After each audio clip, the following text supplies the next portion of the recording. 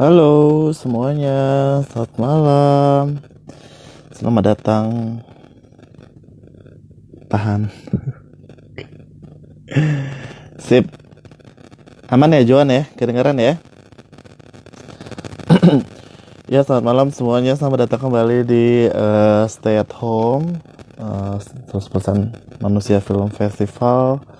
Ini kedua kalinya kita mengadakan Stay at Home. Yang pertama 2 minggu lalu.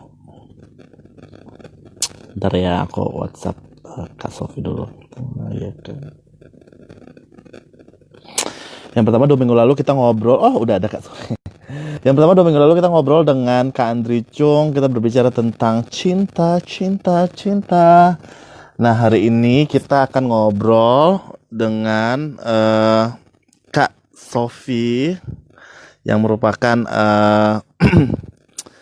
dokter kesehatan dan juga founder dari Lentera. Kita akan ngobrol apa hari ini? Tema kita hari ini itu adalah berbicara tentang healthy lifestyle during pandemic. Kenapa? Karena itu penting banget ya.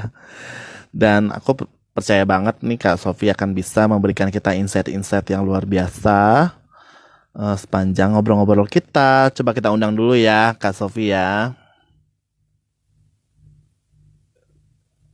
Ups.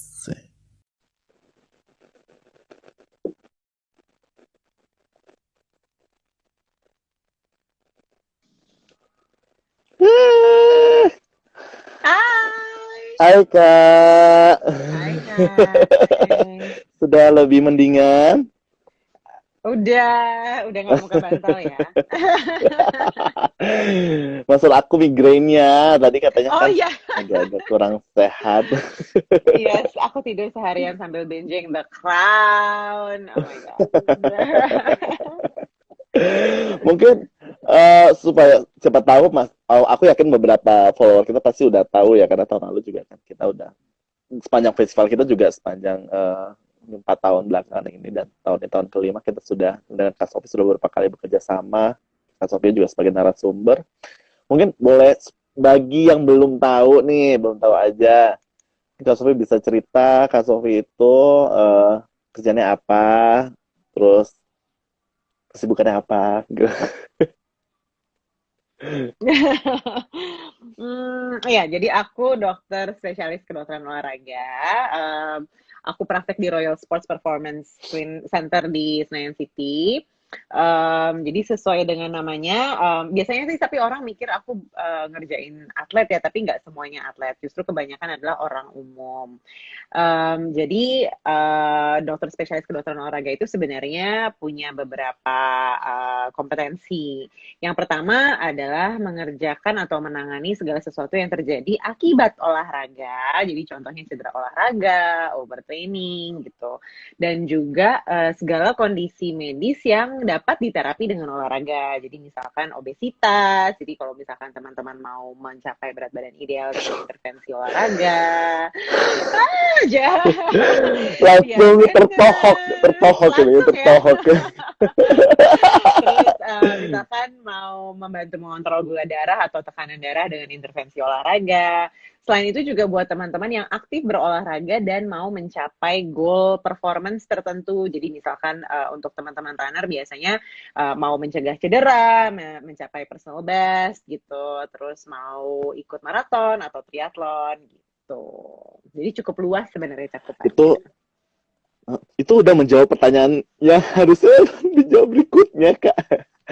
Kesibukan selama saat ini apa? Itu tadi rumah rumah sakit apa tadi? Sport Center itu yang di Senayan tuh punya pemerintah gitu.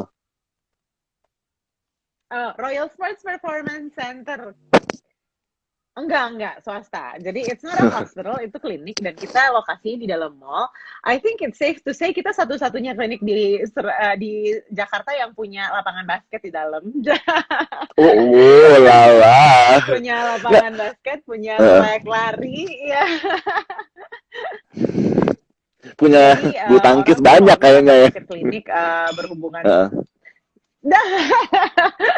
Kalau mereka mikir tuh klinik cuma berhubungan sama ruang praktek gitu ya, tapi Royal Sports itu karena kita memang intervensinya olahraga dan latihan fisik, jadi yang kita punya di klinik sebenarnya adalah lebih ke fasilitas-fasilitas untuk bergerak gitu. Jadi entah itu alat-alat olahraga atau kayak lapangan basket dan trek lari gitu. Nah, ini tuh mungkin kan tadi kan udah dicerita sedikit ya SPKO itu apa. Tapi sebenarnya banyak. Aku jadi penasaran aja. Soalnya aku baru hari ini mendengarkan ada ya SPKO spesialis kesehatan olahraga ya bener ya. Itu banyak nggak sih sebenarnya di Iya. Indonesia ini? Atau ini hanya bibit-bibit unggul aja yang bisa? Sebenarnya di Indonesia sendiri mungkin bibit-bibit kegilaan justru yang bisa. Oh, belum. Karena sebenarnya spesialis kedokteran olahraga itu di Indonesia cuma sedikit. Jadi kita di Indonesia itu nggak sampai 100. Kalau dibandingkan contohnya misalkan spesialis jantung gitu, itu udah sampai ribuan. Bahkan kalau misalkan kayak spesialis obgyn itu udah lebih dari 5.000 gitu. Jadi kalau dari angka sebenarnya jumlah spesialis kedokteran olahraga itu sedikit di Indonesia, dan memang kebanyakan terpusat di Pulau Jawa gitu. Kalau bisa dibilang spesifik ya di Jakarta, dan sayangnya di daerah di luar Jawa atau bahkan di luar Jakarta belum terlalu familiar sama spesialis kedokteran olahraga. Tapi sekarang kita lihat permintaan atau demand-nya mulai meningkat sih, karena kesadaran masyarakat untuk berolahraga. Dan termasuk juga dukungan pemerintah, termasuk dana dan perancangan program yang berhubungan dengan olahraga dan aktivitas fisik gitu. Jadi kayak kita tahu Kemenkes kan ngeluarin Germas, Gerakan Masyarakat Sehat.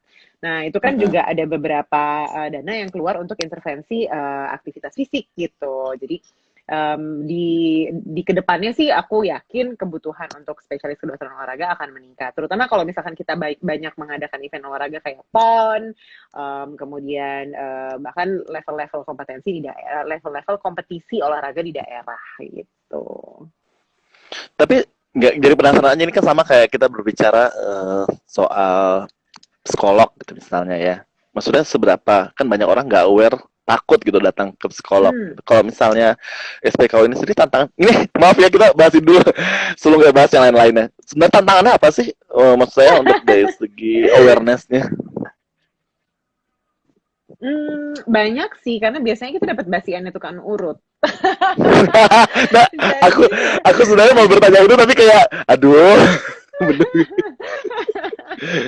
karena kalau di daerah, nggak usah di daerah deh, maksudnya masyarakat umum, asumsinya adalah kalau cedera olahraga, karena mereka nggak tahu apakah aku harus ke dokter umum, atau kayaknya kalau ke dokter tulang atau spesialis ortopedi juga kayaknya terlalu tinggi gitu ya. Jadi banyak banget yang masih menganggap bahwa sebaiknya kalau misalkan ada cedera olahraga atau kesleo atau apalah gitu ya, mereka perginya ke tukang urut dulu gitu. Padahal tidak selalu tukang urut adalah jawabannya gitu. Sebenarnya sih yang terjadi kadang-kadang malah kalau tukang urutnya tidak melakukan dengan baik dan benar, aku dapat basiannya. Oh ya Jadi ampun. Itu kalau kayak udah kesel gitu ya. kalau udah nggak berhasil dibawa kemana-mana gitu ya, dibawa ke tukang urut nggak bisa, dibawa kemana nggak bisa, baru akhirnya dibawa ke dokter spesialis olahraga. Tapi aku nggak bisa menyalahkan masyarakat juga sih, karena ya menurutku sih harus ada edukasi dulu gitu ya. Dan yang dilakukan perhimpunan dokter spesialis kedokteran olahraga sekarang adalah kita berusaha sebisa mungkin melatih. Kan kita tahu bahwa kapasitas atau jumlah spesialis kedokteran olahraga di Indonesia itu sedikit. Jadi yang kita berusaha lakukan adalah kita membekali dokter-dokter umum yang sehari-hari misalkan bersentuhan dengan cedera olahraga atau terkait segala sesuatu yang terkait dengan terapi olahraga di daerah gitu. Jadi kita berusaha membekali mereka dengan keterampilan itu, sehingga kalau nggak ada spesialis kedokteran olahraga, mereka punya keterampilan dasar untuk menangani entah itu cedera olahraga di lapangan ketika ada perlombaan seperti PON dan sebagainya gitu, atau juga ketika mereka menangani pasien-pasien di primary healthcare atau klinik layanan primer gitu, yang kayak harapannya kita adalah bagian dari edukasi pasien itu juga termasuk bagian edukasi aktivitas fisik. Karena kan sering banget kita lihat bahwa dokter itu kalau SOP-nya gitu ya, standarnya adalah begitu ketemu pasien pasti ngeresepin obat gitu kan. Tapi sebenarnya lebih dari itu, sebenarnya kita tahu banyak hal yang juga bisa diedukasi terkait gaya hidup sehat gitu. Baik itu dalam gerakan atau latihan fisik ataupun dalam makanan atau nutrisi gitu. Jadi kita berusaha sebisa mungkin untuk membantu teman-teman dokter umum sehingga menjadi standar ketika mereka keterima konsultasi pasien, mereka juga menyisipkan edukasi terkait gaya hidup sehat termasuk di dalamnya latihan fisik. Wow, aku merasa sangat terbukakan nih pikiran aku ya. Iya, mungkin berarti berikutnya kalau aku ada apa-apa jangan ke tukang pijit aja gitu ya. Tapi tadi berbicara soal kesehatan fisik gitu ya, Kak. Jadi kepikiran aja gitu maksudnya selain kesehatan fisik, maksudnya selain penyakit-penyakit lah ya. Seberapa penting sih kesehatan fisik itu kan apalagi di masa pandemik ini ya. Maksudnya kesehatan fisik itu seberapa penting sih? Apa lebih dibanding misalnya kalau kita bandingkan dengan kesehatan mental mungkin misalnya. Mana sih yang lebih penting gitu? Kalau aku ya. Terus apa ada hubungannya nggak keduanya itu gitu pada akhirnya? Kalau menurut aku sih keduanya sama penting. Kita nggak bisa cuma ngelihat kesehatan mental, tapi kita juga harus ngelihat kesehatan fisik. Sama juga, kita juga nggak bisa cuma ngelihat kesehatan fisik, tapi juga harus ngelihat kesehatan mental. I think it's dua sisi yang harus dipertimbangkan lah gitu. Dan saling berhubungan pasti gitu. Sering banget aku mendapatkan kondisi di mana kita tuh terlalu kita biasanya stresnya itu kita rilis dengan makanan, ya kan? Tapi tidak dengan olahraga atau tidak dengan gerakan gitu. Jadi malah timbul efek samping dari stress rilis lewat makanan ini karena jadinya stress eating gitu kan. Jadi gaya hidup sehatnya terlupakan gitu. Aku stress eating dan stress shopping biasanya ya. Kompleks. Gitu. Jadi menurut aku sih penting banget bahwa apalagi di era pandemi ini ya, di mana kita terpaksa untuk menerima kenyataan bahwa kita harus melimit atau membatasi aktivitas fisik kita di luar rumah gitu. Kesehatan fisik itu jadi lebih penting karena seringkali terbengkalai. Mungkin makanan sehat masih bisa diperhatikan karena kalau aku dengar dari beberapa pasien dan beberapa teman-teman justru tinggal di rumah mereka jadi lebih bisa mengatur makan, ada yang bisa masak misalkan atau yang jadi bisa lebih bisa catering gitu kan. Tapi beruntung sekali ya orang-orang itu ya. Kalau aku tetap lewat online pesen makanan online ya. Online. Tapi ada juga yang akhirnya merasa bahwa kalau mereka bisa mengintervensi atau bisa memulai mengubah pola makan mereka, yang mereka alami kesulitan adalah bagaimana mengubah aktivitas fisik atau latihan fisik mereka karena kalau di kantor mereka bisa makan siang keluar, ya kan? Kalau mereka di kantor itu ada bentuk sosialisasi yang sebenarnya juga dilakukan lewat latihan gerak gitu. Entah mereka turun ke bawah, makan siang bareng gitu kan. Ngejar-ngejar kereta pagi hari gitu ya. Pagi hari. Jadi biasanya kalau misalkan suntuk ngelihat layar bisa berdiri terus ke pantry ngobrol bentar gitu kan, ngerumpi bentar gitu. Tapi kalau di rumah yang ada semuanya dilakukan di depan layar dan mereka nggak beranjak dari tempat duduk, bisa-bisa dari pagi sampai malam hari. Dan nggak sedikit akhirnya yang timbul keluhan karena mereka terlalu banyak duduk gitu, entah itu dari sakit pinggang, low back pain, atau tension headache ya, sakit kepala yang berhubungan sama otot-otot leher yang tegang ketika bekerja, sampai juga bahu-bahu yang tegang sehingga akhirnya mengganggu gerak sendinya, jadi ngerasa lebih kaku lah bahunya dan segala macam. Tapi at the end of the other spectrum, jadi kalau ada satu yang kurang gerak, ada juga yang jadinya geraknya overuse gitu. Ada juga aku ketemu pasien-pasien yang akhirnya memanfaatkan waktu luang mereka dengan mengambil bentuk hobi baru. Contohnya misalkan golf, contohnya misalkan sepedaan atau goes gitu kan. Contohnya golf ya. Aduh kelas atas sekali. Luar biasa. Mau itu goes, mau itu golf, mau itu lari gitu. Tapi mereka akhirnya ada juga golongan yang memanfaatkan waktu mereka selama pandemi ini ini untuk mulai berolahraga atau mulai aktif, tapi mereka lupa bahwa sebelumnya mereka nggak aktif. Jadi yang terjadi akhirnya cedera atau jadi akhirnya overstretch gitu, kayak ketarik lah ototnya dan segala macam karena mereka nggak terbiasa untuk melakukan aktivitas tersebut gitu. Jadi ada yang emang karena nggak gerak sama sekali selama pandemi, ada juga yang karena tiba-tiba suddenly gerak banget gitu. Jadi ya aku sih selalu berpikir bahwa moderation is good ya. Segala sesuatu yang terlalu berlebihan itu tidak baik ya kan. Jadi yang paling penting Termasuk kita harus tahu di mana tengah-tengahnya gitu. tuh dia pengen curcol termasuk cinta ya kak, nggak boleh berlebih. Loh. Oh ya betul sekali banget. Aduh. Berarti Jangan fisik bucin-bucin banget lah ya.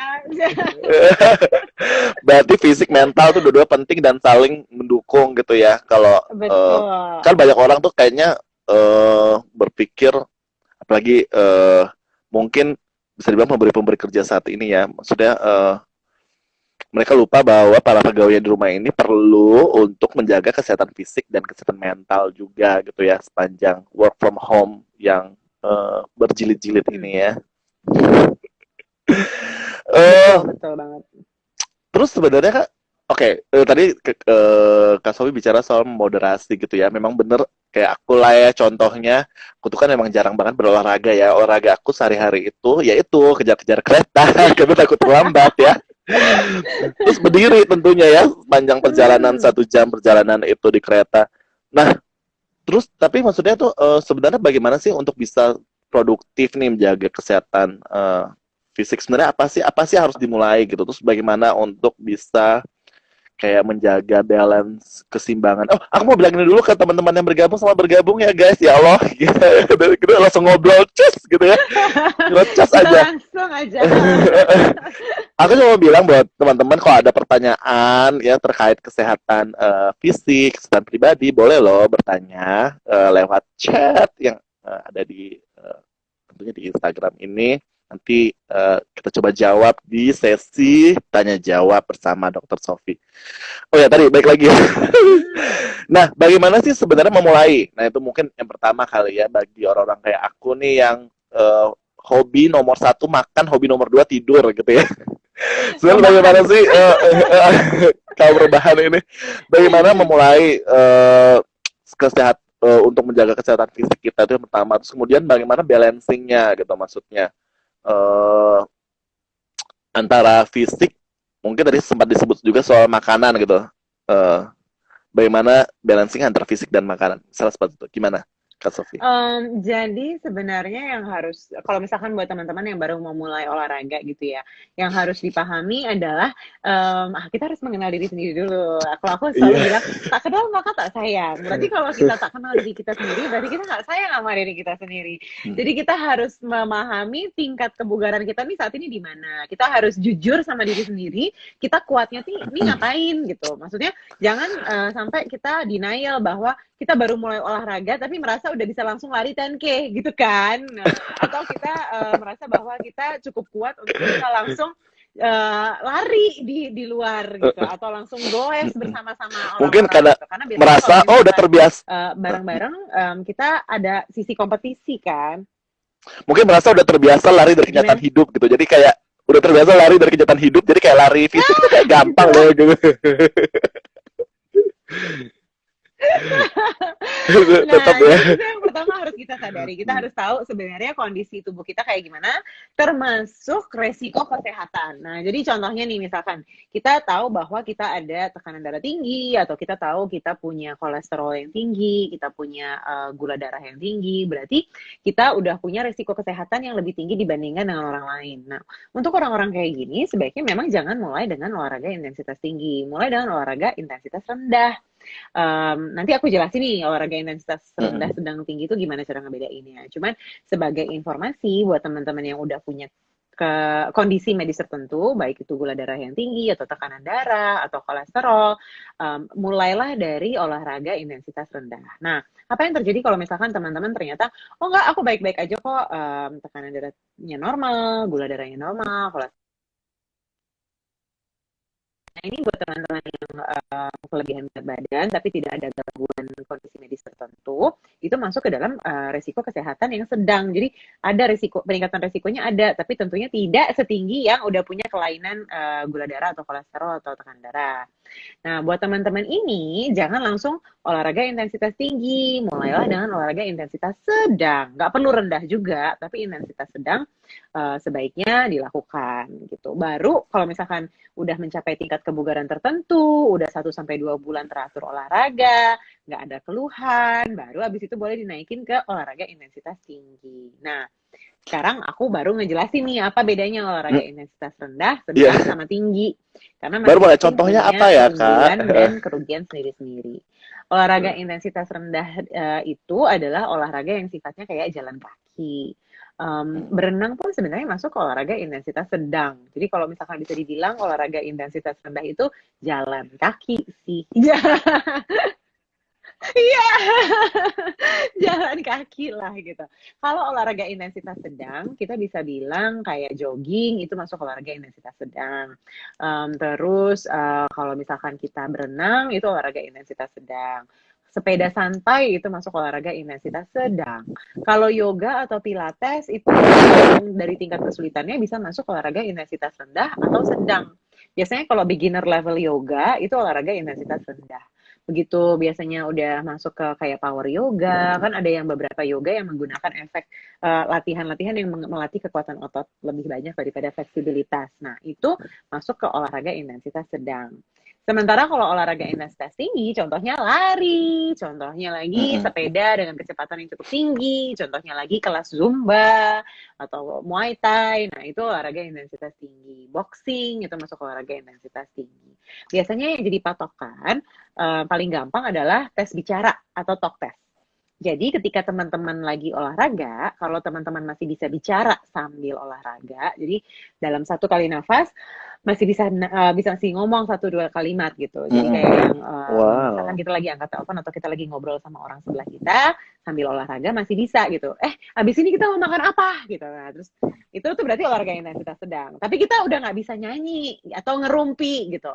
Kalau gibah kan biasanya bukan 1 kalimat ya. Gibah tuh langsung, wah ini rasa gue tahu nggak kemarinnya gini gitu kan. Nah kalau masih bisa kayak gitu tuh berarti intensitasnya rendah. Harusnya kita udah nggak bisa nyanyi, udah nggak bisa ngegosip lagi, tapi masih bisa ngobrol. Tapi kalau bahkan untuk ngobrol aja kita ngos-ngosan, bahkan untuk ngejawab pertanyaan aja, benar. Nah, itu berarti udah olahraga intensitas tinggi. Jadi paling gampang sih Oh. pakai tes bicara itu tadi. Wow, Gitu. aduh, aku bener-bener lagi berpikir aku selama ini berarti intensitasnya rendah terus kayaknya. Karena masih bisa gibah ya. Terus gimana sih cara mengatur jadwal yang terbaik gitu maksudnya? Biasanya Kayaknya, sih aku bilangnya gini, kalau misalkan teman-teman ngerasa bahwa nggak punya waktu, kayak misalkan bilang, aduh aku nggak punya waktu, sibuk banget, itu biasanya bukan nggak punya waktu, tapi tidak punya kemauan untuk membuat waktu. iya, Karena sebenarnya yang kita butuhkan itu cuma setiap hari 30 menit aja. Jadi setiap hari 30 menit, oh, let's say 5 kali dalam seminggu, itu udah 50 kali 3, udah 150 menit olahraga. Itu udah sesuai sama anjuran WHO untuk orang-orang yang mau meningkatkan aktivitas gitu. Jadi sebaiknya sih memang kita mulai dari yang paling kecil. Kalau misalkan nggak bisa 30 menit, bisa dibagi 15 menit, 15 menit. Jadi 15 menit pagi, 15 menit sore. Contohnya misalkan 15 menit bangun daripada leha-leha atau lihat sosial media, daripada scrolling-scrolling Instagram atau buka Clubhouse ya. Sekarang kan lagi ngehits banget tuh atau Clubhouse. oh yo, atau Nah, ini ya, atau apa namanya, eh mengikuti secara diam-diam ya. Aku stalking ya lakukan kan? stalking. Daripada stalking di sosial media 15 menit, mendingan 15 menit di pagi hari, entah itu yoga, entah itu jogging, entah itu misalkan di atas sepeda statis, atau bahkan ngikutin senam sederhana dari YouTube. Itu bahkan cukup 15 menit di pagi hari. Nanti di sore hari atau misalkan di malam hari, jangan sebelum tidur ya, sebaiknya disisain waktu sekitar 1 sampai 2 jam sebelum tidur lah, supaya nggak mengganggu pola tidur. Itu sempetin lagi 15 menit.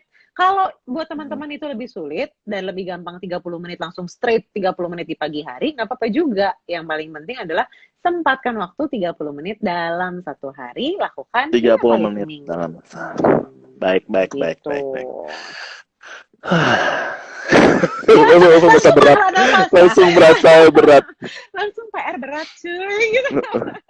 Kalau kalau dari segi itu kan dari segi fisik ya. Kalau dari segi makanan sendiri ada pantangan atau ada apa nggak sih ketika ya itu supaya kita bisa sekalian menjaga kan sekarang ini banyak banget ya buku-buku kayak misalnya golongan darah O, golongan darah A atau misalnya kalau mau atau diet-diet gitu. Sudah ada hubungannya nggak sih Nah, jadi sampai sekarang sih ukuran kalau dilihat dari intensitas studi yang olahraganya? paling efektif, yang paling efektif adalah mengubah pola makan sehingga pola makan itu menjadi gizi seimbang. Jadi apa maksudnya gizi seimbang? Kalau dulu kan kita kenal 4 sehat 5 sempurna.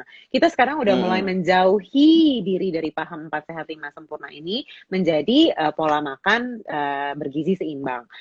Artinya bergizi seimbang itu dalam satu kali makan harus ada karbohidrat, harus ada protein, harus ada serat. Jadi serat ini dalam bentuk sayur atau buah, asumsinya vitamin dan mineralnya didapat dari situ. Nah, dan kalaupun konsumsi lemaknya lemak yang sehat. Contohnya misalkan buah alpukat, tapi bukan lemak Hmm. dalam bentuk gorengan gitu ya. Jadi tetap yang paling penting biasanya kita porsi paling gampang adalah misalkan ini satu piring gitu ya. Hmm. Separohnya itu adalah serat. Jadi 50% dari piring kita itu harusnya isinya sayur atau buah atau sayur dan buah. Dan 25% isinya karbohidrat. Jadi seperempat dari piring itu isinya nasi atau misalkan kentang gitu yang sifatnya ke karbohidrat. Dan 25% sisanya itu isinya protein. Entah itu dalam bentuk Hmm. protein hewani seperti ikan, telur, daging, ayam, atau protein nabati, misalkan kacang-kacangan kayak tahu, Hmm. tempe, dan sebagainya. Tapi itu intinya gitu, bahwa sekarang tuh kita Oke. udah harus memporsikan makanan kita protein, karbohidrat, dan serat. Jadi sebenarnya yang mengagetkan adalah kalau berdasarkan Riskesdas atau riset kesehatan dasar, masyarakat Indonesia itu masih banyak yang kurang konsumsi sayur dan buah. Dan ini agak menurutku agak ironik ya, karena kan makanan Indonesia tuh banyak banget yang mengandung sayur sama buah. Dari gado-gado, ketoprak, oke lah ketoprak kan masih banyak karbohidrat lah ya, tapi dari gado-gado, pecel, dan segala macamnya itu banyak banget sebenarnya sayur-sayur yang bisa kita olah dan bisa kita makan. Jadi yang perlu dilakukan adalah kita perlu mengubah pola makan itu Eh, menjadi lebih seimbang. Aku jadi ingat waktu kecil tuh kayaknya aku banyak kan makannya nasi terus Indomie deh. Nah, Karbo itu dan udah karbo iya itu udah karbo ke lagi, udah selera aku. double karbo. Dan itu sering banget kan sampai sekarang kalau misalkan kita pesen catering misalkan. Kalau kita pesen catering itu yang terjadi malah akhirnya double karbo. Kayak porsi karbonya itu Hmm. bukan cuma 25% gitu, tapi kayak Hmm. 50%. Kalau enggak 75% gitu. 50%-nya nasi, 25%-nya mie which is karbo juga, terus sisanya protein. Padahal Bahkan dulu sayang waktu banget. kecil, bahkan supaya mau makan ya dikasih durian pakai nasi. Oh my god. Semi, aku ingat sama masa Maaf kecil ya. aku. Oh ini ada yang nanya nih. Kebetulan pas ini sebenarnya mau aku tanya juga. Sebenarnya lebih bagus makan dulu sebelum olahraga atau olahraga dulu baru habis itu makan? Nah, pertanyaan yang bagus. Yang paling benar adalah sebenarnya makan kita olahraga dalam kondisi perut itu tidak terisi makanan. Perut ini maksudnya lambung ya. Kenapa? Mm-mm. Karena kalau lambung kita lagi ada makanan yang diproses terus kita olahraga, biasanya yang terjadi adalah keluhan-keluhan terkait misalkan kram karena sirkulasi darahnya nggak sampai ke pembuluh darah di otot, atau Mm. misalkan jadi kembung dan mual, bahkan bisa sampai muntah. Karena ketika kita mengolah makanan, ketika makanan itu masih ada di lambung, sekitar 50-75% dari sirkulasi darah kita itu pergi ke saluran pencernaan. Sementara kalau kita olahraga, otot-otot kita itu butuh 75-85% dari sirkulasi darah. Jadi bayangin ini sebenarnya ada dua sistem yang bersaing gitu. Kalau misalkan kita lagi habis makan terus langsung olahraga, atau sebaliknya ketika kita baru selesai olahraga terus langsung makan, sistem pencernaan sama sistem sirkulasi otot kita tuh bersaing gitu. Jadi nggak optimal di dua-duanya. Yang paling baik tentunya adalah kalau misalkan kita mau makan sebelum, which is harusnya sebaiknya sih memang makan ya sebelum olahraga. Cuman jangan makan terlalu berat, dan kalau bisa dijeda 1-2 jam sebelum olahraga, supaya dalam 1-2 jam itu biasanya makanan udah turun dari lambung. Biasanya 1 jam aja udah masuk ke usus, jadi abis itu aman tuh untuk olahraga. Sama kalau misalkan kita abis olahraga mau makan, 1 jam sudah selesai olahraga baru makan besar. Tapi kalau untuk protein shake kayak atau asupan-asupan yang liquid cairan itu biasanya bisa dikonsumsi segera sesudah olahraga, karena biasanya ada beberapa regimen atau beberapa anjuran lah ya, kalau misalkan kita mau menaikkan massa otot itu memang konsumsi protein harus segera sesudah latihan, tapi dalam bentuk liquid atau cairan supaya cepat lewat lambungnya gitu. Jadi jangan nasi padang gitu ya ceritanya ya. Jangan ya.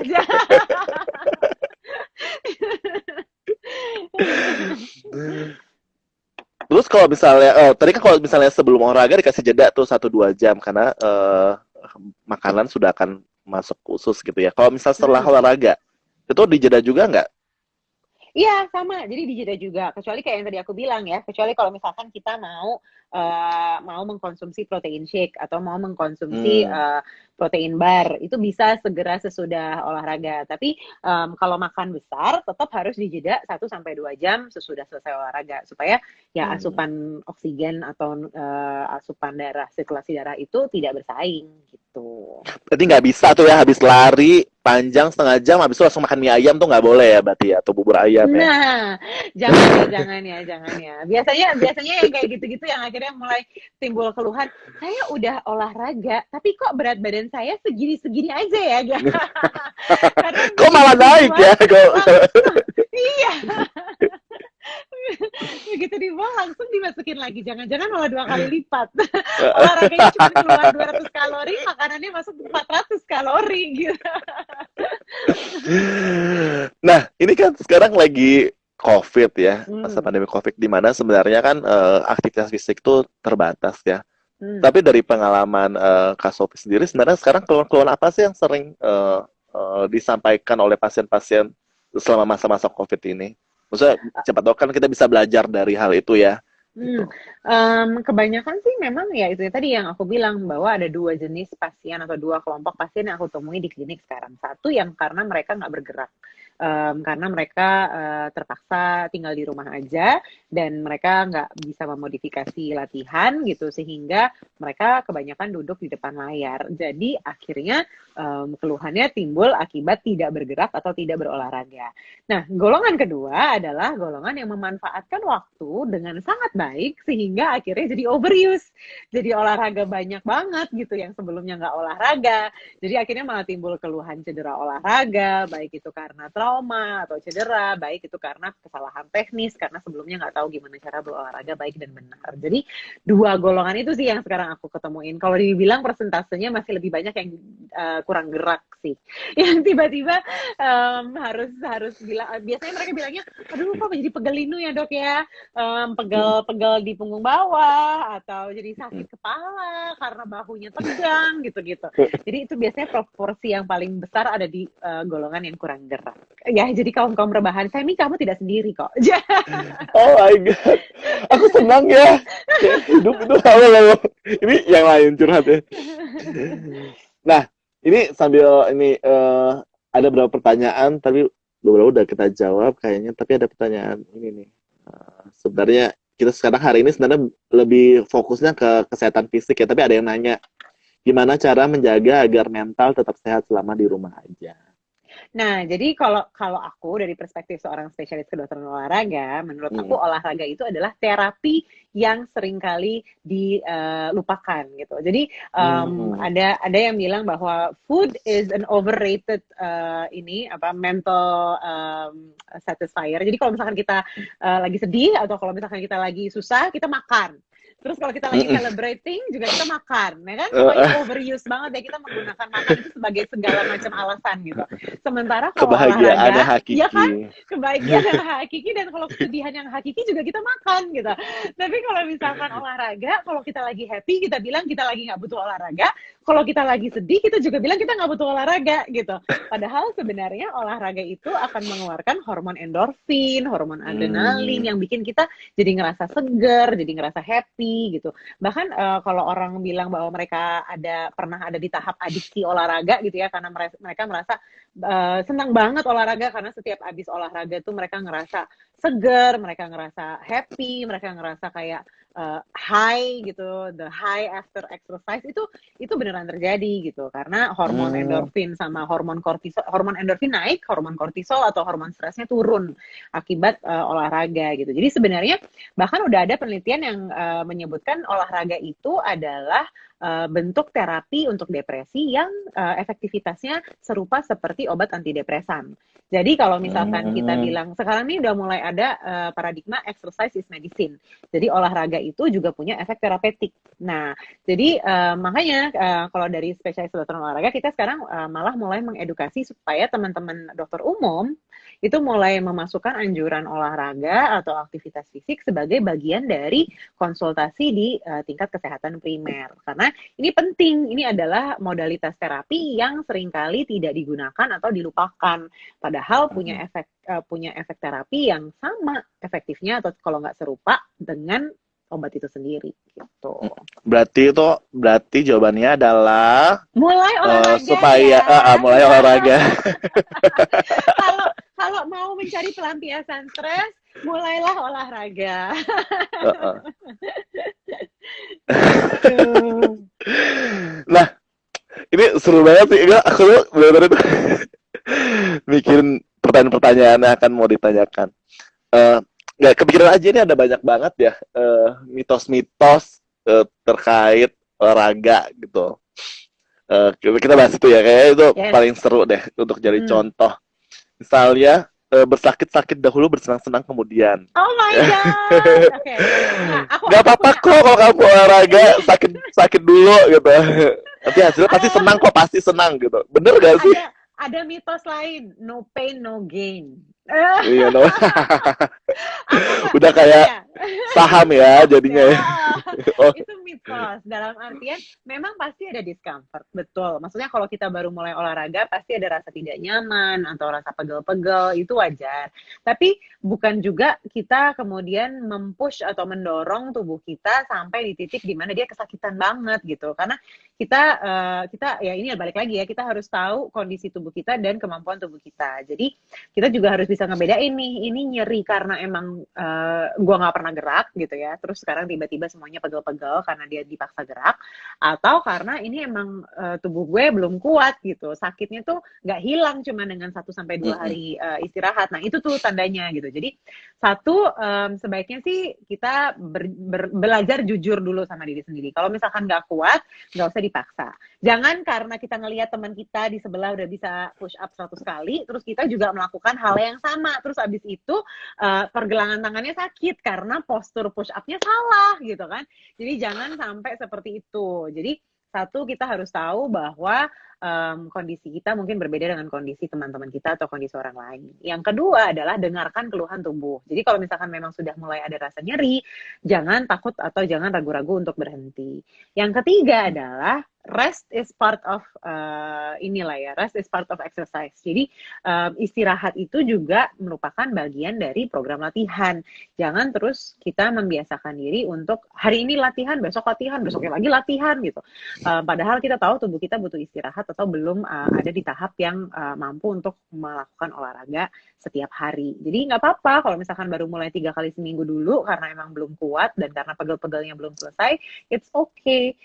Karena buat aku itu mitos ya, menurut penelitian pun mitos. There is no pain no gain, jangan, nggak boleh gitu. Kita harus mendengarkan tubuh kita sendiri. Kalau misalkan memang ada keluhan, istirahatlah dulu gitu. Iya, sampai mau bilang juga, ulang lagi ke teman-teman, kalau misalnya nih yang ingin ngikutin kita IG Live hari ini ada pertanyaan-pertanyaan ke Dokter Sofi, monggo lo ya, silakan langsung di chat aja. Sekarang aku mau nanya mitos berikutnya lah. Kalau olahraga itu harus berkeringat. Nah, bener gak sih? Ya, nah, jadi kapasitas seseorang berkeringat itu beda-beda. Jadi kalau buat aku mungkin aku lari-lari kecil aja udah berkeringat atau jogging aja udah berkeringat. Tapi misalkan buat Semi jalan aja udah berkeringat gitu kan. Jadi makan aja udah berkeringat kalau aku, Kak. Gitu aja udah berkeringat gitu. Jadi bukan berarti kalau misalkan kita nggak berkeringat kita nggak olahraga. Yang jadi patokan adalah intensitasnya. Jadi kayak yang tadi aku bilang, kalau misalkan kita masih bisa ngobrol, masih bisa gibah, masih bisa nyanyi, itu berarti intensitasnya masih ringan. Tapi kalau misalkan kita masih bisa ngobrol, cuman udah mulai cuman bisa 1-2 kalimat gitu ya, udah mulai kesulitan kalau misalkan harus ngomong panjang, berarti itu intensitas sedang dan intensitas yang pas untuk memulai olahraga. Tapi kalau kita ngos-ngosan, itu berarti intensitasnya terlalu tinggi atau tubuh kita belum cukup belum cukup punya kebugaran untuk melakukan olahraga tersebut. Jadi mitos ya, jangan patokannya sama keringat karena masing-masing orang punya kapasitas keringat beda-beda. Yang jadi patokan adalah intensitas nafas atau jantung atau nafas kita gitu. Aku jadi kayak kepikiran gitu ya, ini memang seru banget ya. Maksudnya ketika mendengarkan penjelasan dari Kak Sofi itu berarti memang setiap orang tuh unik ya. Jadi bukan hanya aku jadi kayak kepikiran kalau dalam kasus human rights itu kan kita selalu bilang semua orang unik. Bahkan dalam kasus olahraga pun semua orang tuh unik gitu ya. Betul. Nah, itu aku percaya banget. Jadi bahkan kalau aku memberikan anjuran olahraga, aku selalu bilang bahwa tailor-made exercise is the best gitu. Jadi apa yang aku kasih tahu ke Semi, misalkan sama yang aku kasih tahu ke pasien lain, bisa beda rekomendasinya karena tergantung dari situasi dan kondisi kesehatan orang tersebut gitu. Jadi harus personalized banget karena emang setiap orang itu unik gitu. Terus juga kepikiran juga bahwa oh ya dengan olahraga ini kita jadi bisa mengenal diri kita sendiri ya, dan itu kan maksudnya juga salah satu part yang paling penting ya dalam hidup, mengenal diri sendiri. Bagus banget emang. Sebenarnya cara mengenal diri sendiri itu bisa dalam berbagai bentuk. Salah satunya adalah dengan mendengarkan keluhan fisik ya. Tolong. Nah ini lagi mitos berikutnya. Kalau sudah pernah kena, ini kan kebetulan lagi dalam masa pandemi COVID ya. Kalau sudah pernah kena COVID maka tidak boleh olahraga berat lagi.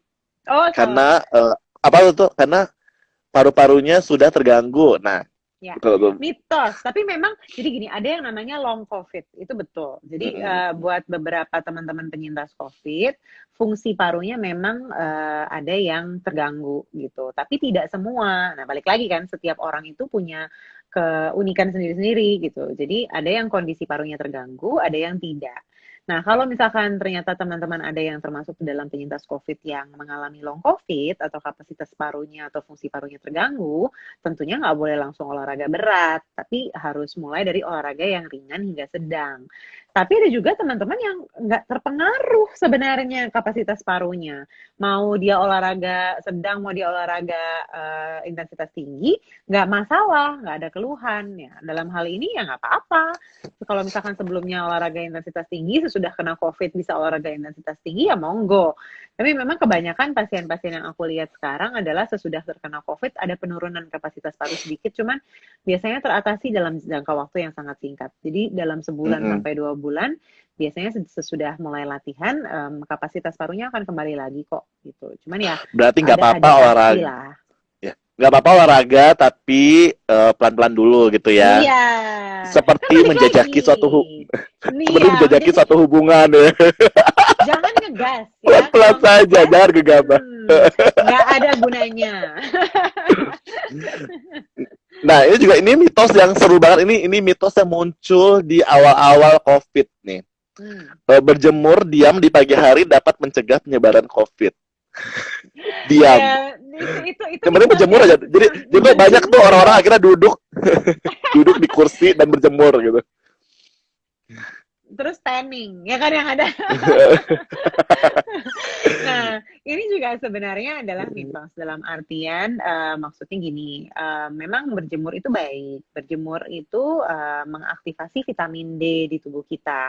Yang dalam hal COVID, vitamin D ini punya peran dalam mempercepat penyembuhan kalau misalkan terkena COVID atau menjaga imunitas supaya kalaupun terkena COVID tidak dalam gejala yang parah, tidak jatuh dalam kondisi yang parah. Memang betul, tapi tidak berarti ketika kita berjemur kita mengurangi resiko penularan, bukan. Ketularan sih tetap aja ketularan. Yang berkurang adalah gejalanya gitu, atau yang berkurang adalah kemungkinan bahwa terjadi perburukan kondisi tubuh kalau kita terkena COVID. Tapi tetap kalau misalkan kita cuma berjemur diem doang, ya apalagi kalau kita sambil berjemurnya rame-rame ya bakal tertular COVID juga gitu ya. Karena yang bisa membentengi kita dari COVID adalah protokol kesehatan 3M. Sekarang udah 5M malah kan. Pakai masker, terus cuci tangan, terus jaga jarak, terus kurangi mobilitas, terus apa lagi? Cuci tangan, jaga masker, jaga jarak, kurangi Hindari mobilitas. kerumunan. Iya, gitu. Terus Betul. apa sekarang? 5M, sekarang 5M. Iya, betul. Sekarang 5M. Udah bukan 3 lagi. Itulah benteng paling efektif untuk penularan. Terus juga ini terakhir deh, mitos terakhir. Menahan nafas selama 10 detik artinya tidak terjangkit COVID. Mitos. Itu sampai muncul, itu aku ingat banget tuh, banyak banget di WhatsApp muncul aplikasi-aplikasi yang menahan nafas selama berapa detik gitu. Oh my God. Aku juga ikutan nyoba sih. Terus kalau misalkan nggak bisa nahan 10 detik berarti abis itu kena COVID. Panik semua orang kan. Mitos ya. Jadi kapasitas paru atau pernafasan setiap orang kan beda-beda. Jadi kembali lagi yang menentukan apakah kita kena COVID atau tidak tentunya adalah gejala. Dan gejala itu tidak selalu menyerang saluran pernafasan. Dan sekarang bahkan tidak selalu timbul dalam bentuk demam atau sesak gitu.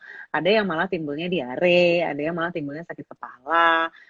Di beberapa kasus juga ada yang nggak ada demam, tapi kebanyakan kasus pasti anosmia. Jadi mengganggu penciuman, jadi nggak bisa mencium gitu. Nah, jadi nggak ada hubungannya sama nggak bisa nahan nafas 15 detik atau 10 detik ya teman-teman. Bisa juga kalau teman-teman asma, tahan nafas 10 detik juga susah. Tapi kan bukan berarti kalau asma kena COVID gitu. Aduh, seru banget. Ini balik lagi ke olahraga tadi gitu kan. Tadi Kak Sofi sempat bicara soal overuse gitu ya, maksudnya berlebihan. Nah, aku cuma mau tahu gini, kalau ketika kita sudah mengalami gangguan nih ketika setelah aktivitas fisik, kapan kita tahu bahwa ini gangguan ini udah sampai dalam taraf harus ke dokter nih, atau mana yang masih bisa dipulihkan sendiri, terus kemana harus mencari bantuan kalau terjadi? Ya, jadi kapan kita harus ketemu dokter adalah kalau nyerinya nyeri tajam. Jadi kayak ditusuk gitu. Terus kalau misalkan nyerinya tidak hilang setelah 1-2 hari istirahat. Atau nyerinya menjalar. Jadi yang tadinya cuma di satu tempat tiba-tiba jadi di berbagai tempat. Atau ketika nyerinya kemudian disertai dengan kesemutan atau baal. Jadi mulai kehilangan sensasi. Atau kalau nyerinya disertai dengan kelemahan, jadi yang tadinya bisa menggenggam, nggak bisa menggenggam. Atau yang tadinya bisa jalan, sekarang jadi bahkan nggak bisa jalan. Atau mengganggu, kita bilangnya ada hendaya dalam melakukan kegiatan sehari-hari. Jadi nggak bisa tidur, nggak bisa jalan kaki, nggak bisa bekerja, gitu. Jadi udah mengganggu ke aktivitas sehari-hari. Yang berikutnya adalah kalau misalkan disertai gangguan sistemik, entah itu demam, entah itu misalkan sakit kepala gitu. Jadi ada gangguan sistemik yang terjadi di luar dari nyeri yang terjadi tersebut. Nah, itu udah tanda-tanda buat teman-teman untuk pergi ke dokter. Satu lagi adalah kalau kambuh kambuhan. Jadi misalkan, iya sih 1-2 hari hilang, tapi habis itu pas mulai olahraga lagi, sakit lagi. Jadi selalu dengan Hmm. aktivitas fisik atau dengan olahraga langsung kambuh lagi. Itu juga udah tanda-tanda bahwa harus diperiksakan ke dokter. Nah, kalau misalkan kayak gitu ya periksa ke dokter aja dulu, dokter umum pun nggak apa-apa. Kalau misalkan nggak ada dokter spesialis kedokteran olahraga di daerah kita, pergi ke dokter umum aja dulu. Nanti pasti akan dirujuk oleh dokter umumnya ke tempat yang sesuai atau ke dokter yang sesuai. Entah itu dokter spesialis olahraga, atau dokter ortopedi, atau dokter penyakit dalam, sesuai dengan kecurigaan diagnosa atau kecurigaan gejala tersebut kemana. Yang berikutnya adalah kalau misalkan kita cedera, P3K-nya kan penting nih. Biasanya kan kita suka lupa kita harus melakukan apa di rumah gitu. Jadi kalau misalkan teman-teman ini untuk khusus untuk cedera akut ya. Jadi misalkan kesleo atau misalkan ankle-nya kepelitek gitu atau misalkan jatuh gitu. Kepelitek. Kepelitek itu parah banget sih, emang sakit. Aku pernah mengalami pun. Ketika lagi senam terus tiba-tiba begini ankle-nya. Aduh itu sakitnya luar biasa. Hmm. Jadi aku pun pernah mengalami. Nah, itu yang harus dilakukan adalah langsung kompres es. Jadi justru jangan diurut, jangan dikasih yang hangat-hangat. Jadi harus langsung dikompres es dan dikompres esnya itu sekitar 15 sampai 20 menit kalau bisa sambil diangkat supaya posisi yang cedera lebih tinggi dibandingkan jantung supaya bengkaknya cepat hilang gitu. Hmm. Kalau bisa dikompres esnya pakai perban elastis gitu atau diikat pakai handuk supaya ada penekanan. Nah, kembali lagi supaya bengkak dan nyerinya cepat turun. Nah, kalau sudah dilakukan si kompres ini sebaiknya dilakukan langsung sesudah cedera, terus dipertahankan selama 1 sampai 2 hari. Jadi 24 sampai 48 jam. Sesudah itu kalau misalkan masih bengkak ya periksa ke dokter. Gitu deh. Seru banget ya. Eh, ini pertanyaannya sebenarnya nggak ada hubungannya dengan kesehatan fisik sih. Kak Sofi kan ini kan selain sebagai dokter juga aku tahu nih kan aku udah kita kan 100% pernah berapa kali kerjasama nih sama Lentera. Iya. Kak Sofi ini juga kan salah satu founder dari Lentera. Hmm. Mungkin di kesempatan ini juga mungkin boleh cerita sedikit gitu singkat Lentera itu apa sih gitu maksud dari kegiatannya apa, fokusnya apa dan apa kalau misalnya ini ada orang nih yang pengen kayaknya kok peduli deh sama isu yang dikerjakan oleh Lentera terus aku pengen bantu itu bisa bantunya dalam cara apa terus kemana. Ya, jadi Lentera Cinta Indonesia itu adalah kita awalnya komunitas, sekarang kita udah jadi yayasan yang fokusnya adalah di isu kekerasan seksual. Terutama saat ini kita fokusnya memang banyak kampanye dan edukasi di sosial media terkait isu-isu kekerasan seksual. Nah, selain mengedukasi dan mengkampanyekan terkait isu kekerasan seksual, kita juga melakukan pertemuan tertutup untuk teman-teman penyintas kekerasan seksual. Nah, kalau misalkan teman-teman tertarik untuk menjadi relawan Lentera Cintas Indonesia, membantu sosialisasi ataupun edukasi terkait isu kekerasan seksual, bisa kontak kita lewat Instagram di @lentera_id. Terus kalau misalkan mau di Twitter juga bisa @lenteraid, bisa juga lewat email lenteraid@gmail.com. Kita dalam jangka waktu dekat sih ada International Women's Day, jadi akan ada kampanye juga yang akan dilakukan menuju tanggal 8 Maret atau International Women's Day tersebut gitu. Jadi kalau misalkan teman-teman mau bantu, jangan lupa hubungi Lentera Indonesia. Ini luar biasa banget ya Kak Sofi ini udah dokter aktivisme gitu ya. Kurang kerjaan sebenarnya. Oh ya. Bagi waktunya itu aduh gimana ya. Oke, kayak udah semua ini juga pertanyaan yang di sini kayak udah semua dijawab nih. Kak Sofi masih ada yang pengen disampaikan mungkin bagi teman-teman yang kayak aku nih supaya bisa terinspirasi dengan kegiatan fisik ini. Jadi kesimpulan mungkin kesimpulan. Kalau aku sih percaya bahwa sebagus-bagusnya nasihat adalah nasihat yang kita bilang sendiri. Jadi Jadinya kalau kalau kita nggak ngerasa membutuhkan alasan untuk olahraga, sampai kapanpun kita nggak akan olahraga gitu, atau nggak akan mulai aktif gitu. Jadi yang harus kita pahami adalah ya balik lagi ya, kita harus tahu apa yang memotivasi diri kita sendiri. Bahkan sesederhana kalau aku, karena aku punya migrain bulanan, motivasiku untuk olahraga adalah supaya migrain bulananku tuh nggak parah gitu. Jadi kalaupun aku migrain, sesudah aku istirahat gitu, aku masih bisa berkegiatan gitu. Karena kalau misalkan aku nggak olahraga, migrainku tuh bisa parah banget, Sam, gitu. Tapi Oh itu ya ampun. sesederhana itu gitu, bahwa alasanku olahraga bukan karena aku cinta olahraga loh, aku cinta olahraganya belakangan. Aku sekarang mungkin bisa bilang aku menemukan motivasi yang lebih dibandingkan kebutuhan gitu ya, bahwa aku emang seneng seneng olahraga. Tapi waktu aku awal mulai, aku awalnya juga mulai olahraga bukan karena aku senang olahraga, tapi karena aku merasa butuh, karena kebutuhan kesehatan atau untuk mengatasi migrain. Ya sama juga gitu. Jadi sesederhana misalkan teman-teman punya motivasi sesimpel bahwa gue pengen bisa makan apa aja gitu kan.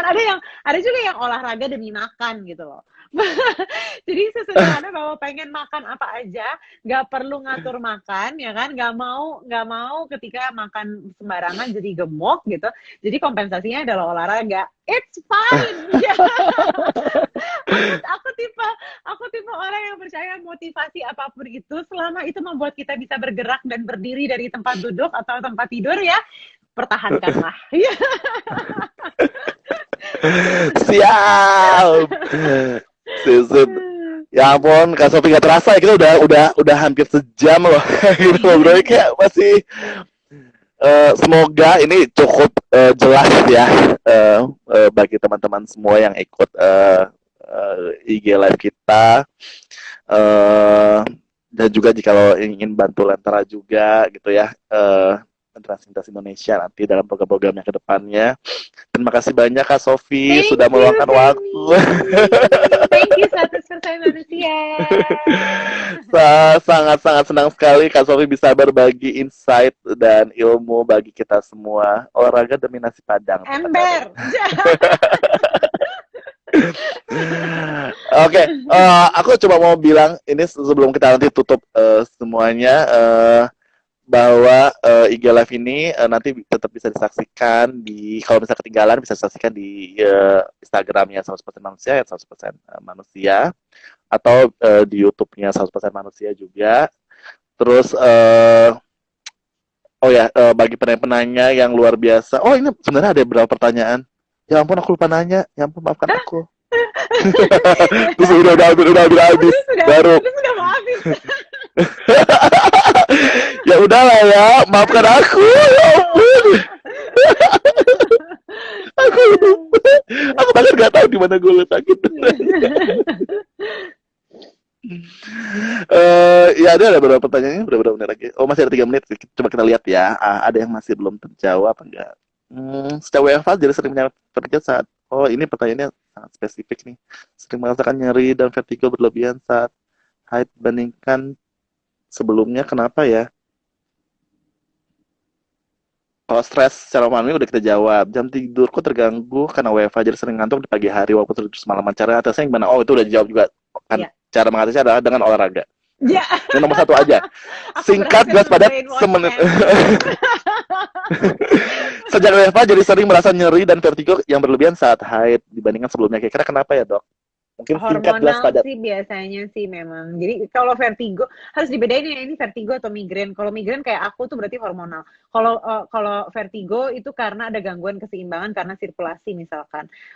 Biasanya sih kalau misalkan nggak bisa diobati dengan obat medikamentosa, coba lebih banyakin latihan atau olahraga sebelum mens. Tapi pas kalau udah serangan gak ada gunanya. Tapi kalau misalkan sebelum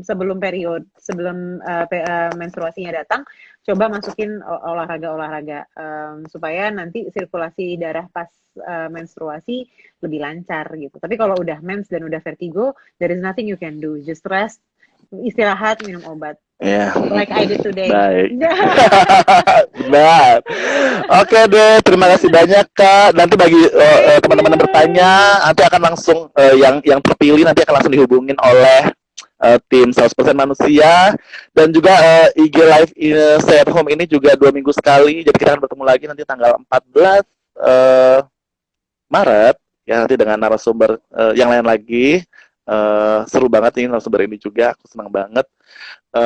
Semoga bisa menikmati. Terima kasih banyak Kak Sofi Terima atas kasih. waktunya. I'll see you again ketika Yes. semuanya Thank sudah you. lebih baik. Salam sehat. Amin. Sehat-sehat ya. Ya, Dah. dah, terima kasih. Ya, terima kasih juga teman-teman semua. Sampai jumpa lagi di Stay at Home berikutnya. Tanggal 14 Maret di jam yang sama. Sampai jumpa. Saya Semi, signing off. Bye.